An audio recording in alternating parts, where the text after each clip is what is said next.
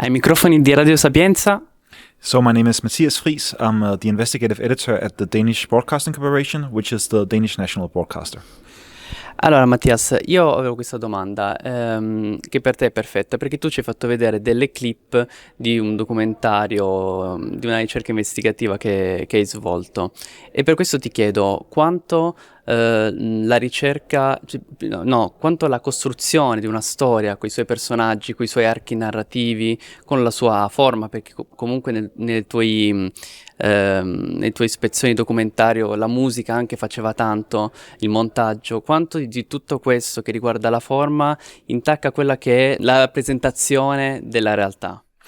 I think it's a very good question because you always have to balance those two. You want to do great reporting, but you also want people to care about your reporting, but not in a way so that all the visual effects and the music and all the editing becomes the story, because you still want them to focus on your revelation. So what we did, I think, is we tried to take some of the way that you do a fiction story, and we actually tried to apply that to a documentary. But we still made sure that whatever we showed would be what was actually happening in real life. So we didn't fake any scenes, we didn't create anything that was not there, and we also made sure that the music we used was used to underline the story we were telling. It wasn't trying to put another layer on top of it. But I think it's a very valid discussion, because if you want people to think your story is still trustworthy and they believe in it, I mean, you want to reach a global audience and you want people to care about what you're doing, and that means that you have to use some of these effects, but you have to do it in a way so it doesn't take over your story. And I think that's a very fine balance, and I hope we achieved it, but it's always a discussion to have for sure.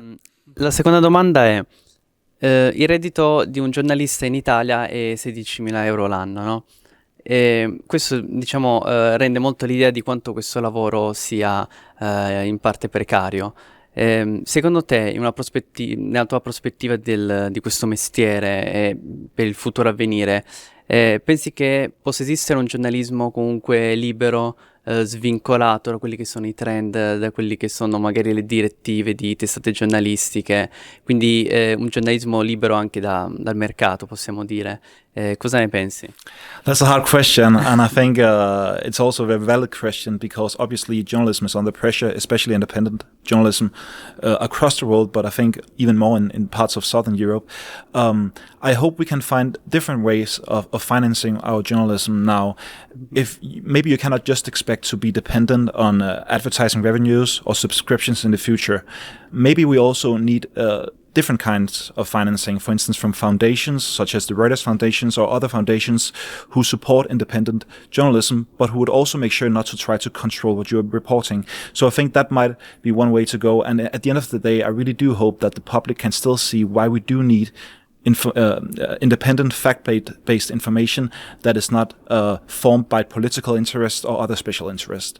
But it is definitely something that we need to keep having a discussion about, and I hope there are people out there, such as foundations, that will help also contribute to the freedom of the press in the future. Thank you for the answers.